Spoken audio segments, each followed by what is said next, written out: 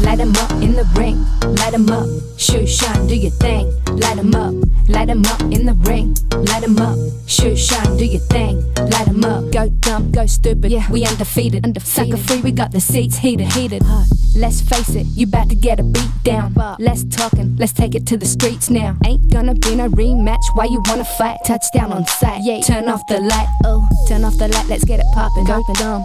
When you see me moving, bodies dropping. Move some. I'm about to go sick. Call Earl. I'm turning up like E40, not your average girl. I'm turning up. We can rock like Rocky. Make you tap it. Ghost ride the whip. Look at my drip. This ain't a copy. We got a night if you wanna throw hands. When they see me fight, they wanna throw bands. Go dumb, go stupid. Yeah, we undefeated. Sucker free, we got the seats heated. Light 'em up in the ring. Light 'em up. Shoot, shine, do your thing. Light 'em up. Light 'em up in the ring. Light 'em up. Shoot, shine, do your thing. Light 'em up. It's time for the main event. It's the Shoe Shine.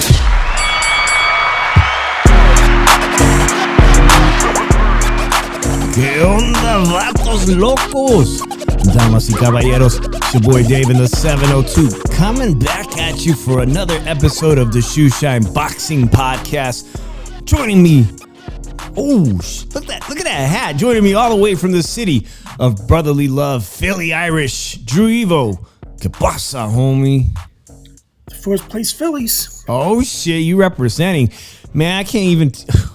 You got rub it in my face, man. I don't know what happened to my San Francisco Giants are completely falling apart. Even with Buster Posey at the helm of the team. Oh, man, it's a long shot if we get into the wild card. Shout out to my Bay Area sports fans. The 49ers are here, Drew. Yeah, shit, man. The 49ers are here for Saturday's big preseason game against the Las Vegas Raiders. They worked out today. I was checking out tickets online to potentially go. First of all, it's the only game I could probably afford to go to, but it happens to fall on a major fight weekend this Saturday. Obviously, I want to watch Moises Itauma. I want to watch that whole card this Saturday. A pay-per-view on DAZN, but I'm going to watch it. Don't trip. I'm going to watch it. And the thing is, I really wanted to go to this 49ers bar in Las Vegas. And since North Las Vegas has a 49ers bar, just one of a few, I'd love to watch the game there. But then I don't know how I'm going to watch the fight, man. What do you guys think? Should I spend the money and go to the 49ers preseason game? Hey, shout out to Fonzie619. Drew, let me give a quick shout out.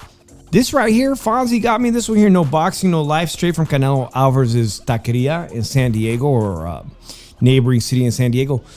Met up with Fonzie today at the Venetian. Another one to add to my collection. And the waiter... Drew was funny. The waiter, I'm not sure if he was Mexican. I think it was a white kid, a nice kid. He goes, "I like your hat." I said, "Oh shit, well you could thank my boy Fonzie. He just got it fresh from San Diego to me." And Fonzie tells the waiter, "I don't like him." He tells I don't like him. Fonzie telling the waiter's a huge Canelo Alvarez fan. I go, you excited? And he goes, "Oh man, I'm so excited about Canelo Alvarez versus Terrence Crawford and Fonzie. I don't like him." But he got me the hat. Thank you so much to shout out to Fonzie619 and Alex. Went down to the Venetian, Drew, today in the middle of the week. The whole thing, Las Vegas is dead, guys. Yeah. Let me just show you something, guys, real quick. Salute to Pat Connors. Appreciate you guys being in here. First off, while Drew's taking this call, they're rubbing it in the face of all the haters that say the Las Vegas Athletics aren't coming to Las Vegas. Well, look, they got their own athletic cement trucks pouring the foundation this week. To all those haters online saying that the deal is not going to happen, they really are moving forward with construction. Whether the owner of the Athletics, the current owner, Fisher, makes it happen or not, they are moving right ahead with construction, even though the complete financing package isn't there. But hey, they got the Athletic cement trucks to prove to you guys they're building the stadium. I took a drive down to the Venetian, like I said, guys. If you come to Las Vegas, or if you're a local and you happen to go to the Venetian Monday through Thursday, I actually found a really good deal. I've been a fan of this spot for a long time. Cañonita, Mexican food in the Venetian, right next to the gondola rides. While Drew is taking this, let me just show you guys. And I appreciate this delicious meal we had, but I gotta ask you, Does this look like $25 chicken fajitas? It was good. I'm not gonna no cap. The fajitas were tasty. But I just thought, like, okay, that's a whole white chicken breast right there with some sauce, some peppers.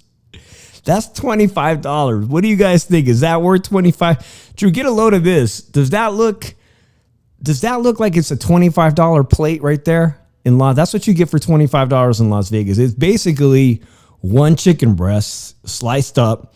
It's good, but $25, I don't know. But I will tell you this, guys. If you come to Las Vegas, and I'm trying to get Drew Evo to come to Las Vegas, they actually have a really good deal. Getting drunk in Las Vegas is one of the most important things to most people coming here on vacation.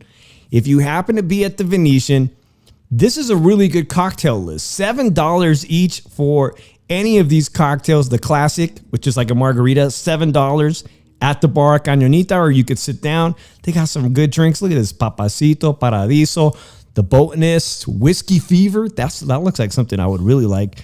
$7 a piece, actually, and the beer.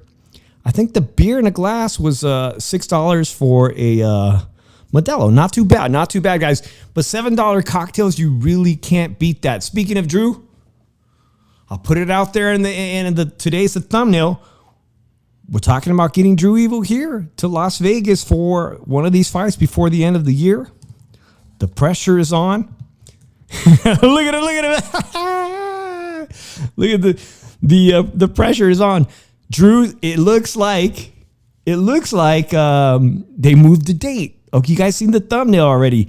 October, what was it? Originally going to be October 17th or 18th. Now it looks like October 25, Halloween week. And for those of you that know, Las Vegas is crazy. Halloween weekend. Absolutely. Halloween itself on Halloween night. But Halloween weekend is something else. Shout out to Carlos M. Big Spooky. Appreciate you. Pat Connor says, go Cubs. All right, man. Go Cubs. Today I was talking to I love talking to sports fans. Cowboys fans that live here in Vegas. Shout out to Vegas Man Cave 702. Shout out to everybody. Pressure's on, Drew. Pressure's on, man. Let's get to some boxing news. Look at Drew. We'll see. I got some boxing news for you guys. Some pretty interesting stuff going on. Let's get through the boxing news really quick. Drew, domestic violence charges. Pretty serious, right? Gervonta Tank Davis, one of the biggest boxing stars this week. Turns out that this is not his first time being arrested for domestic violence. He one time choked his baby mama in a small boxing match, caught on camera choking her. But this time, apparently Gervonta Tank Davis, he got the charges dropped. So I don't know. Congratulations, he's not a two-time wife beater, but he got pretty lucky here. He is not going to be facing domestic violence charges. And what that means is the fight that he had, the rematch with Lamont Roach, moves forward if they want to go that route. What are your thoughts on that, Drew, that his charges were dropped? Tell you the truth, he's got issues. I don't even think he's in the game. I don't even think his head's in the game anymore. Like, the fight fell apart already. Like, he said he's done after this year. He might as well just retire. He's not serious about fighting somebody legit. He got, and like he lost to this dude and everything, and the ref was in his pocket. So, it's Tank Davis.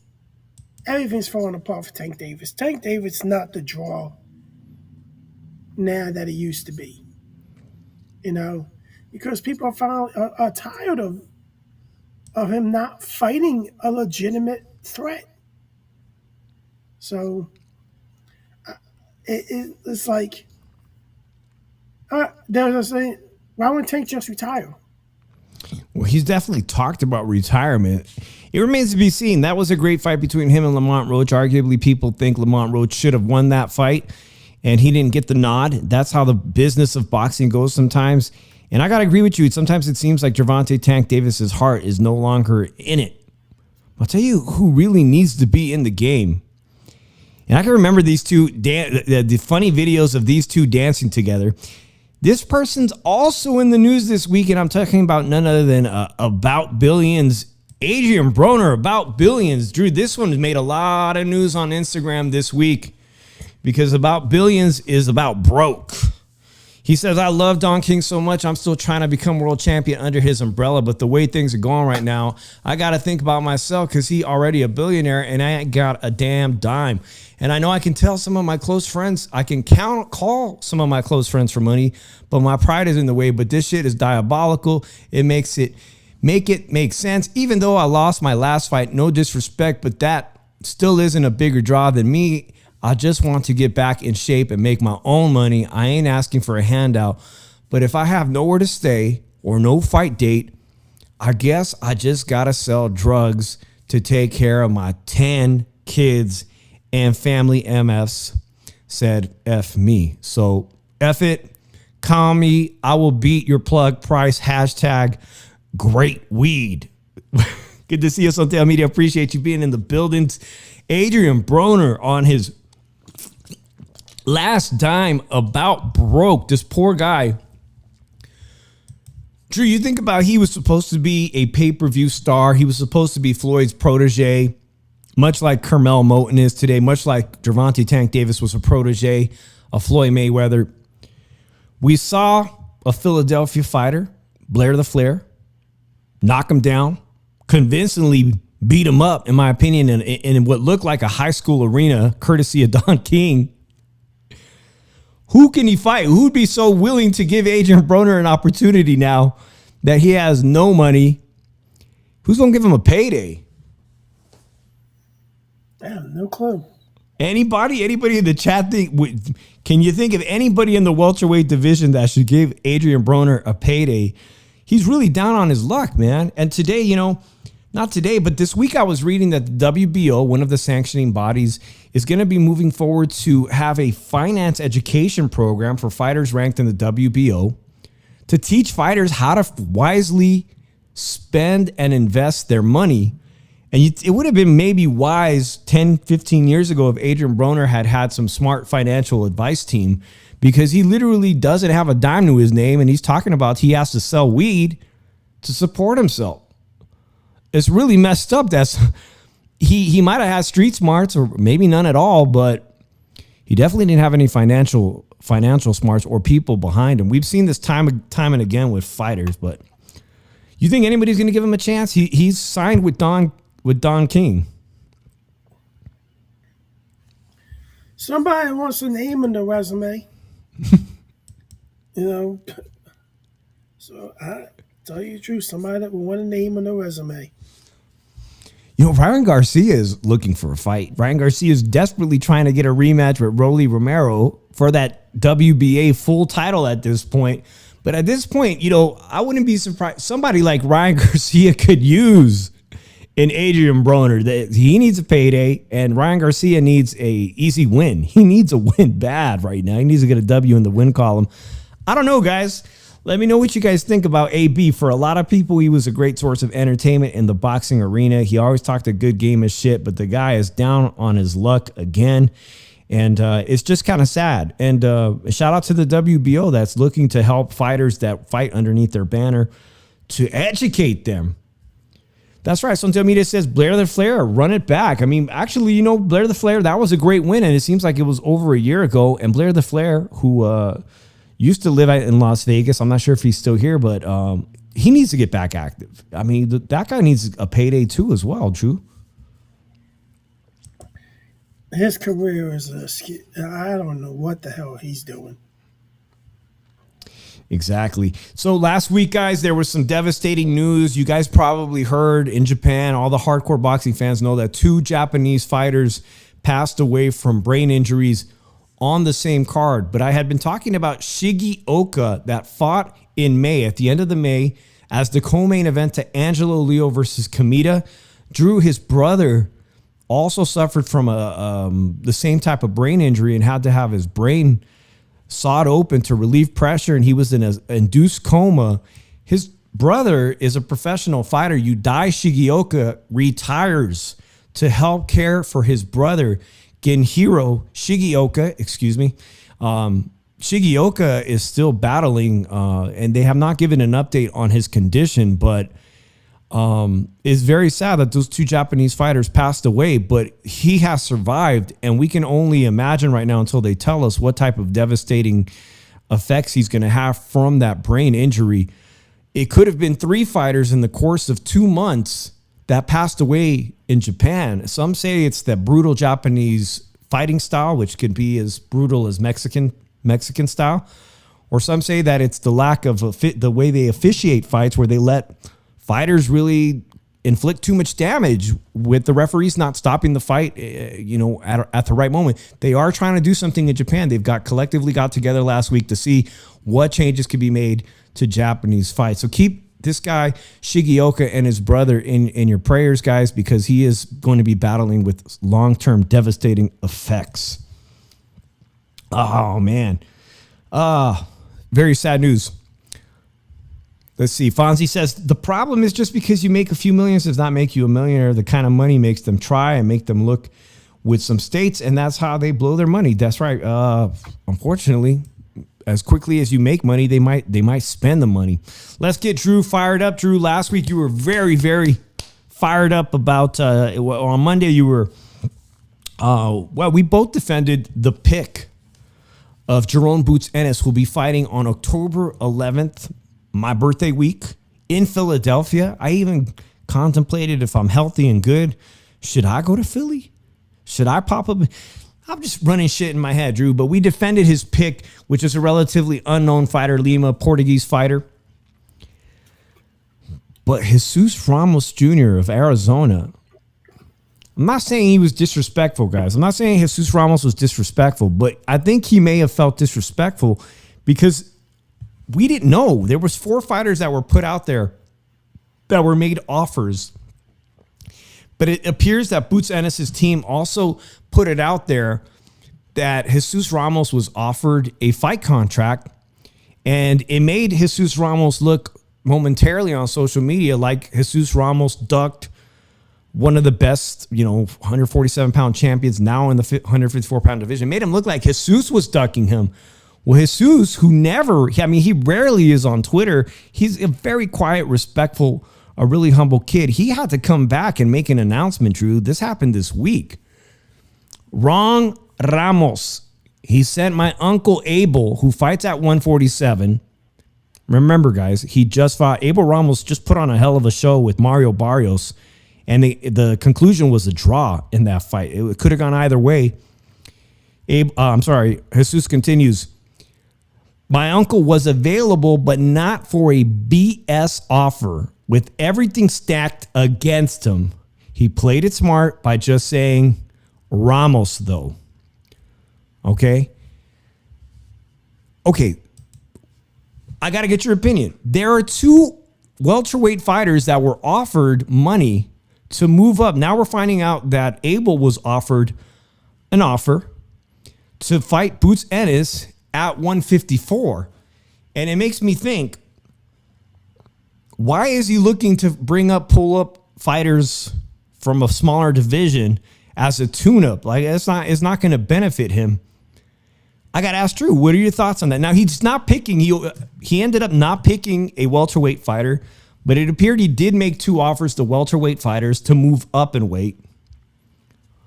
What does the chat think? He's not going to fight a welterweight, guys, but he did make 2 offers to 2 welterweights. I'm going to say this right now. I don't know why he made 2 offers to welterweights. But the Ramos thing, Jesus Ramos, that wasn't cap. Remember when Boots was signed to Showtime, when the exclusively fight on Showtime, but he wasn't signed with Al, he wouldn't sign with Al Heyman? Right. And remember when they were trying to make fights and Al said, I'm not letting him fight none of my main guys because he's not signed to me? Mm-hmm. Mm-hmm. So, from what I'm hearing, Jesus Ramos was offered $1.3 million to fight Boots in Philadelphia, but Uncle Al and Tom told him, no, we're gonna promise you a shot at Fondora eventually for a title.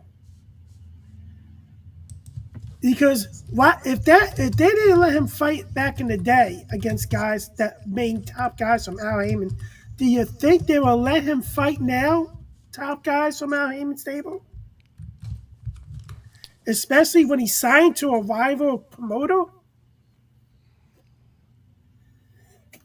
So what happens? You make yourself stay face and you tell people. Well, Ramos, yeah, he probably did offer Abel Ramos to fight too. He was probably one of the two welterweights. But he was offered to fight also. I didn't know anything about that. He's saying there was never any offer on his plate. That is a huge amount of money. I would love to see your source on that. Now, should those two fight? Absolutely. Jesus Ramos, who is a genuine 154-pound contender with PBC, is getting the shaft again this week with the announcement that Keith Thurman, who's only had one fight in the division against a 140-pound Australian fighter, Jesus is getting the shaft again by his own promotional company. If he did indeed have $1.3 million, I find it incredibly hard to believe, because I don't think, we know Brian Norman turned down $1.6 or $7 million. We know that. That is true. 1.8. A record amount. I just can't see Jesus turning down $1 million, becoming $1 million fighter. He has not gotten the credit or the treatment he deserves over at PBC. Again, this week, we find out he's ranked at the very top of the division, and he's getting the shaft all over again. Excuse me, guys, for my notifications being loud. Good to see you, Tommy. I appreciate you chiming in from Vietnam. I hope your vacation is going fantastic. Good to see you guys. What do you guys think in the chat? Honestly, I don't know what is true. I don't have the behind the scenes, but there are a lot of PBC news, and we're going to get to that big story in just a moment, because Fundora and his management have decided to go the Keith Thurman route, and I'm hoping that Drew will consider coming to Las Vegas for the first time in his life to celebrate his birthday month. Speaking of Philly fighters, Drew, let's get on to something that I saw. Always had respect for this Philadelphia fighter. Always have. Gabe Rosado, my wife and I have enjoyed watching him fight throughout his career. Fought Gennady Golovkin. I believe he was really sick. It was a great fight. Great effort. I mean, he's fought everybody. He had an incredible victory over Beck the Bully, but he hasn't been able to have that kind of performance or that kind of win. Till recently, he just picked up a win out here in Long Beach, California. Not that I'm in Long Beach, Drew, but he just had a win. And he's doing a good job trying to slide into the commentary game. He has this to say about the mega fight coming up in Las Vegas. People say Canelo has problems with movers. The reality is Crawford is not a mover. Crawford is a fighter that works on angles. He's not on his feet like Muhammad Ali. He's not that kind of boxer, so he's going to be there to get hit, and that favors Canelo Alvarez. The super fight of the year here at Allegiant Stadium, home of the Las Vegas Raiders. Drew, what are your thoughts on Gabe Rosado's comment? You got to mention, Terence Crawford is a terrific counterpuncher. Mm-hmm. Both of them are. And I look at it like this. Yeah, it would favor Canelo.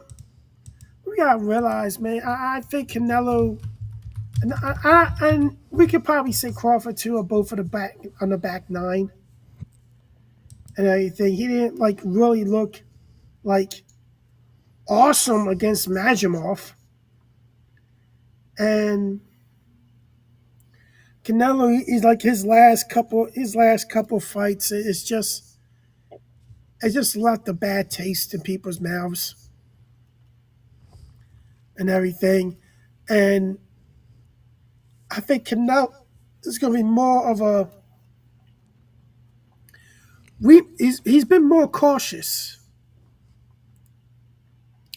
And I think that could play against him.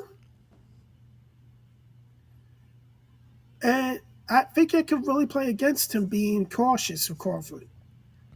And but people are putting pressure on him. So, he haven't had a knockout in a couple years, in like 4 years. Like, when are we going to see another knockout? Mm-hmm. And does he go for the knockout? But it can make him open for a lot more. So, it's still I'm still hard to think who I think's going to win this fight. And I think, as I said, this could be a lot of drama when it comes to the decision. I really think there's an opportunity that Canelo Alvarez could get robbed if he's clearly winning the fight on the cards. Then I would not be surprised if there's a robbery in the works.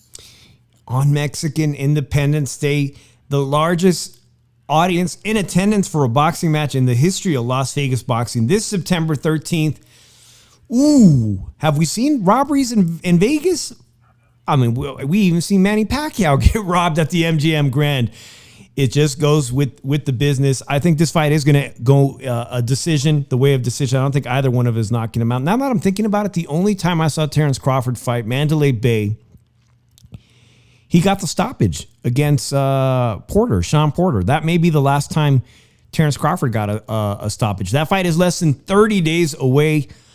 I'm very excited. I'm very excited for everybody that's coming into town, Drew. I got 2 more news items for boxing this week, and it involves the WBO's cruiserweight champion and the WBO's light heavyweight champion, guys. Both of these guys, Drew, have just had surgery. Cruiserweight champion Gilberto Zurdo Ramirez, people were wondering, he faced off with, with Jake Paul. They fought on the same card. Could Jake Paul eventually get a ranking to get him a shot?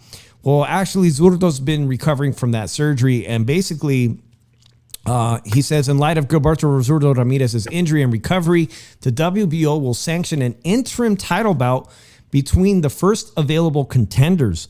Bout will be subject to ensuring interim status is terminated expeditiously per WBO rules. Zurdo Ramirez is not fighting anytime soon, and neither is light heavyweight champion who beat Canelo Alvarez. My mom was there. My mom went to this fight, guys. Not me. My mom went to go see this fight. She saw Dimitri Bivol school Canelo Alvarez at the T-Mobile Arena, and this long article basically says there isn't an interim title for this one. So he's not getting the same treatment, but he will get to keep his title while he rehabs his own set of injuries. Very interesting. There will not be an interim from what I'm looking at here, but both of these guys, champions, facing recovery times. And do you care, Drew, that Bivol's not going to be fighting 40-something-year-old Beterbiev anytime soon? I'll be honest. Both fights didn't really have me jumping off the seat. They were kind of stale. Both fights, and I just agree. I think that the bigger fight. Here's the thing, Beaver has desired to move the cruiserweight to fight Jao Okatayo, and if that fight was to happen and he doesn't fight Beterbiev over that, I don't consider it a duck. I think he takes on a dangerous opponent and to the dudes and moving up in the dudes weight class. He's fighting the literal cruiserweight champion, and the dude's legitimately injured. So I guess I don't. Anybody thinks that he's ducking. How can you say an injured guy is ducking somebody when he's injured? That's what I want to know. I think a lot of shit needs to play out, and if Beaver decides to move the cruiserweight, Jao Okatayo is the guy you fight against. I love that fight, and we know that Turki Al-Sheikh is very interested in making that fight once Dimitri Bivol makes his full recovery. If he's willing to move up to cruiserweight, that fight with Jao Okatayo, it is there for him to make it. Could it be, though, at the end of Canelo's career that we get an opportunity for Canelo to rematch Dimitri Bivol? I think it's very possible. I don't think Bivol is ever going to fight Canelo again. If the money's right. If the money is right, it may happen. You know Canelo wants that rematch. He wants that rematch on his terms, whatever those terms are. Canelo kind of avoid the rematch at 168, even when Bivol was like, hey, I'll run it back with you. I personally think that at some point, Canelo's going to want to avenge that loss. Speaking of, in the chat, Wiley says, geez, how did your mom catch the fight? Here's the thing. I've gotten 2 accounts of how my mom ended up at the fight, Drew. I was still living in San Jose, and my mom and my aunt, my tia, they were at the New York, which is right next to T-Mobile Arena. And one time she told me that the security just let her in because the main event was underway. Sorry, Mom, if I got the story wrong. The second time was that scalpers basically gave her the tickets because they couldn't sell them and the fight had already started. So I don't know which of the stories is the one. I mean, I've heard 2 versions of the stories. I forget which one is true. Maybe I'll ask my cousin. But she was there, and it was documented because, well, when the fight got out, my mom was coming out of the T-Mobile Arena on a live stream.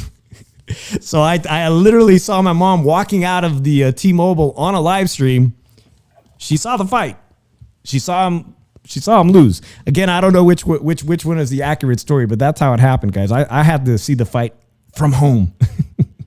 Anyways, Drew, I think is that all I got for news really quickly? Let me see here. Let me just check what I wanted to bring up here. I think that's all I got. But the main big story, Drew, is this announcement. Sebastian Fondora and his management team have decided to pick Keith one-time Thurman. Drum roll, please.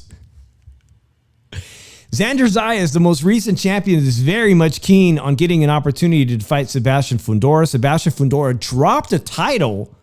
Remember, he was a unified champion. Rather than dealing with Bob Arum and Top Rank, they decided, you know what? We don't need 2 belts. Who needs 2 stinking belts? We just need 1.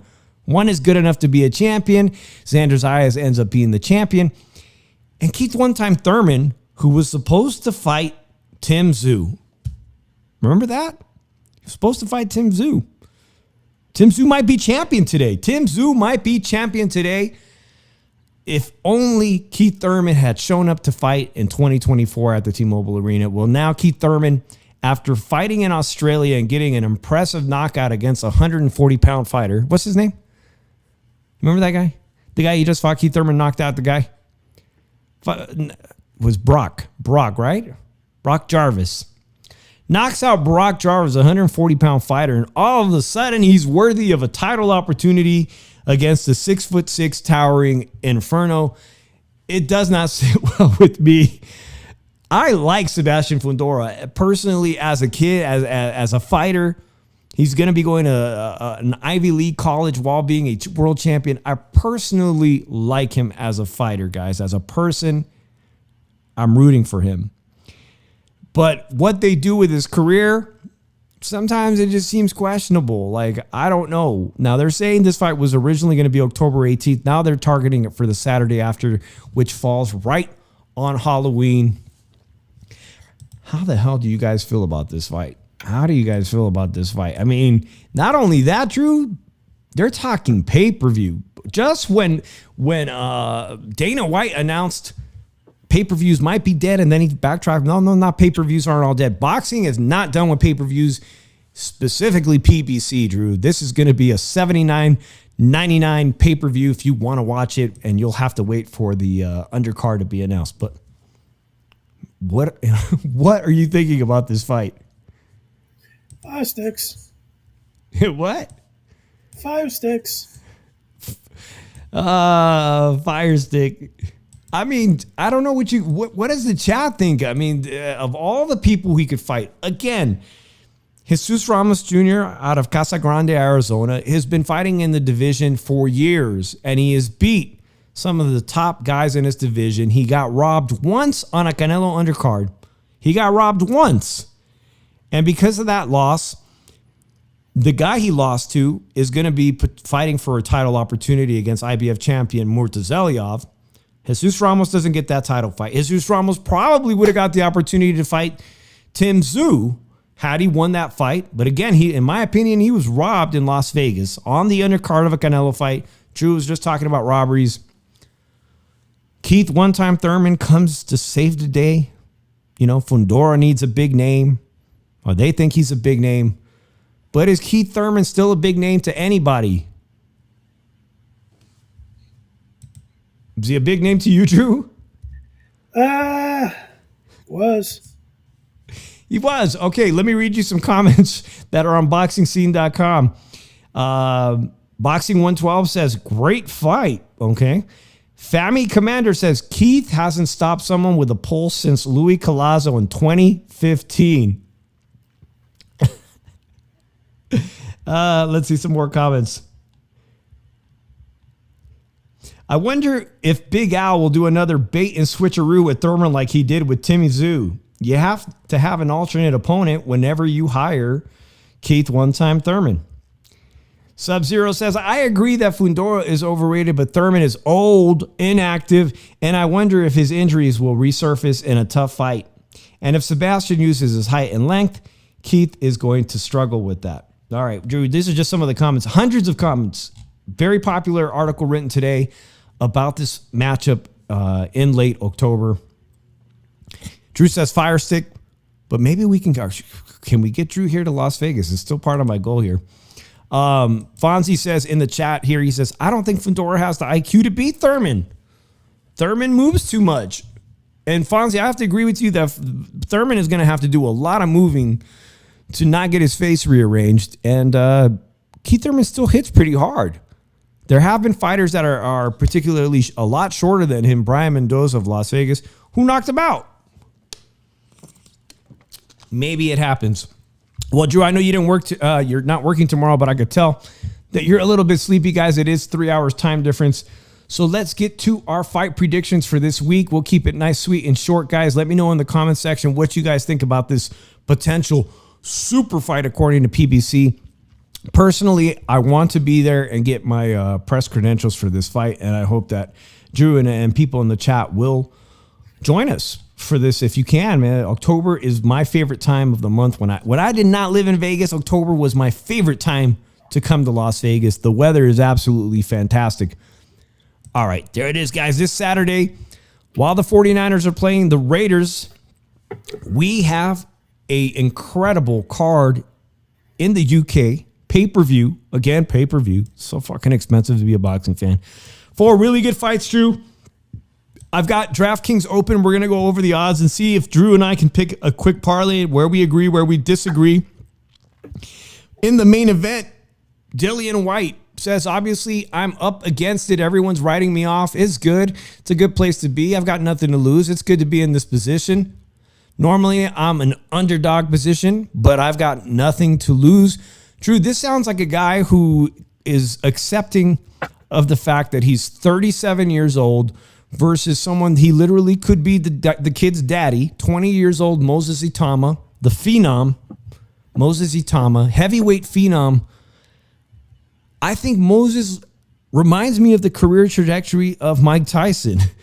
But again, he's never fought this type of opponent.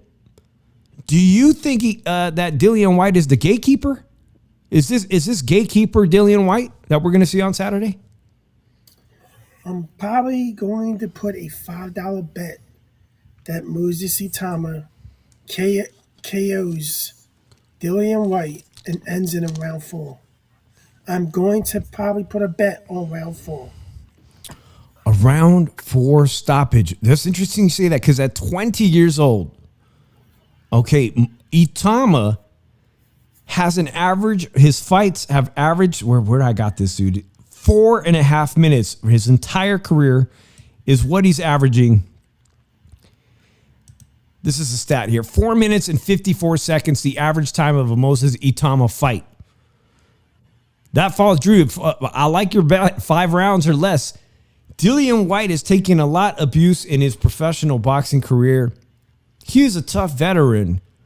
But if Moises Itauma can do what you just said, Drew, He's making a strong argument that this kid is catapulting into the top 5 of the heavyweight division like that. And you know that Turkey wants to make him fight Usyk before Usyk retires. We're talking about potentially Itauma could be 20, 21 years old by the time he may face a unified champion or undisputed champion in Usyk. I don't know. Okay, Holy Bitch Queen says round 2.5 stoppage, and that's being generous. Moises Itauma. Let me just pull up the DraftKings on the odds on the main event. A heavyweight slugfest. There's 2 really good heavyweight fights on this card, guys. Moises Itauma on DraftKings is a negative 1,000 favorite. Let me just see if they have the KO one here. Moises Itauma by KO is a negative 450 favorite. So you have to bet $450 to make $100 on that. That's how bad the odds are in favorite of Moises Itauma. To straight money line is a negative 1,000. Dillian White, a plus 600 favorite. Is there anybody that thinks Dillian White has a chance of beating this young phenom? We got the potential to make see a heavyweight star, Drew. But let's talk about the rest of the card. The rest of the card features somebody you know very well. We're talking about Hrgovic, who at one point was a number 1 contender against Adelaide. 14-1, 14 KOs versus 13 KOs. 92 professional rounds for Hrgovic versus 50 for Adelaide. How bad is Adelaide's disadvantage? It's only 3 fights more, Drew. This one is really hard for me. This one was a 50-50 because I think Hrgovic's been on the decline, but how do you think this one's going to play out? Adelaide by decision. Yes, second person. Mario also, I believe, Mario Mujia, shout out to him in Fighting Effects on YouTube. I believe he had Adelaide too as well. This is a heavyweight fight. Filip Hrgovic is the favorite, negative 500, Drew. You're going to win some good money on David Adelaide if David Adelaide pulls off this upset. Second person, I think, has pulled off an upset. I'll give you guys my picks in just a minute. This is the only American fight on this UK card, and it's a freaking great one, guys. Raymond Ford, former featherweight champion who lost his title to the UK fighter on this card. Lost his fight, only lost to Nick Ball in a very close fight versus Abraham Nova, guy who comes in with his own mascot. Abraham Nova has come very close to beating world champions, but always loses and has always come up short. This is a fight that has the potential to get the winner, which I think is going to be Raymond Ford, a title opportunity at 130, Drew. Let me give you the odds, and then I'll ask you who you think is going to win this fight. Raymond Ford is a negative 800 favorite. Abraham Nova is a plus 500 underdog. $100 wins you $500 if you think Abraham Nova pulls off this upset. Upset? No upset? No upset. Raymond Ford, easy win, distance? I think it might be a late stoppage. Okay, we got one person in here. Your Holy Bitch Queen says the guy with the Super Saiyan beard is going to win. Not only does he have that Super Saiyan beard, he has his own mascot that comes into the ring with him. It's pretty cool. And actually, I really think that it's going to be the fight of the night. This one here, because it's probably going to have a lot of back and forth action, potentially go the distance. If not, Raymond Ford pulls off a stoppage at the very end. But Abraham Nova always comes to fight. Also on this card, very, very important. This could also be the fight to steal the show. Nick Wrecking Ball, Nick Ball, the Wrecking Ball. The only UK champion. That's it. There's only one champion from the UK right now, Drew. The pressure is on Nick Ball to retain a 37-year-old record. Okay? The UK has had a boxing champion for 37 straight years. If he loses to the Australian, he's not a bad fighter, guys. He's not a bad fighter, but I don't think he's beating Nick Ball. But if he does, this would be the first time that the UK does not have a world champion. Boy, the pressure's on Nick Ball. Featherweight champion. I love a Nick Ball, and I can't see him losing his title. Drew? Nah. Let me just see really quickly here. What are the odds in the Nick Ball Nick Ball, a negative 550 favorite to Sam Goodman of Australia, a plus 380. This could also be the fight we all need to see. Fonzie says, Nova, we saw him at the Palms under the Gabriela Fondora match, remember? Said, I was thinking, like, did we see Gabriela at the Palms or did we see her at the Virgin? He's a fun fighter to watch, Abraham Nova. You know, whether he wins or loses, maybe he'll finally get the upset he's looking for. But, Ford was a legitimate featherweight champ. He could barely make the division, and because of that, he lost his title to Nick Ball. And now Nick Ball's in a position where if he loses his title, the UK won't have a world champ. Shit, that's bad. That's bad. All right, Drew, these are the 4 fights. Let's run these back really quickly. Go ahead and put them in if you guys want to pick your 4 fighters and just drop the 4 names who win. I'm going to put up the banner again of which 4 fights this Saturday. It's a daytime fight if you're on the West Coast like me.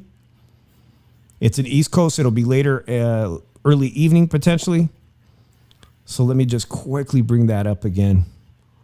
Or did I get rid of it? I may have gotten rid of the whole card, dear guys. All right, in the main event, Drew, I'm picking Itauma by stoppage. Okay. In the co-main, Nick Ball defends and retains his title championship. Raymond Ford versus Abraham Nova. I see Abraham Nova coming up short again. And in that other one, I'm going for Hrgovic in the earlier heavyweight matchup. I think Hrgovic wins. Drew, do we only disagree on one? Yep. We only disagree on one. All right, here it is. Here's the full card again, guys. This Saturday afternoon on the Zone. And remember, guys, Dana White says he's not done with pay-per-views, even though they've got this Paramount deal. Maybe by next week, we're going to find out if Dana White's boxing show, Zuffa Boxing, is going to have a deal with Paramount. Paramount one time owned Showtime Boxing. Paramount are the people who said we don't need boxing anymore and said the hell with Showtime Boxing. They fired everybody. They did away with it. But will Paramount come back to boxing and believe in the product Dana White is offering? I don't know, Drew. You gonna watch the Itauma fight? I'm gonna try to. All right, guys. This Saturday, I should be home. I don't think we're going to the Niners game. In the event I do go, I won't be going live. But Drew, I'll probably go live immediately after the Itauma fight. If there's a watch party, maybe we could relay and do a watch party at the end of that. Maybe not, or just have an Itauma wrap-up show and also talk about the 49ers versus the Las Vegas Raiders. Week 2 of preseason football. I need you to watch your game, Drew, because Shedeur Sanders is coming to Philadelphia. He's there now. I'm going to want to hear your thoughts on that coming up, guys. So I appreciate everybody that tuned in tonight on a Thursday night edition of the show. I'm Dave in the 702. Philly Irish will be back on the air on Monday, potentially Saturday. So stay tuned until then. Drew, you got any final words? Peace out, everybody. We'll see you then. Peace.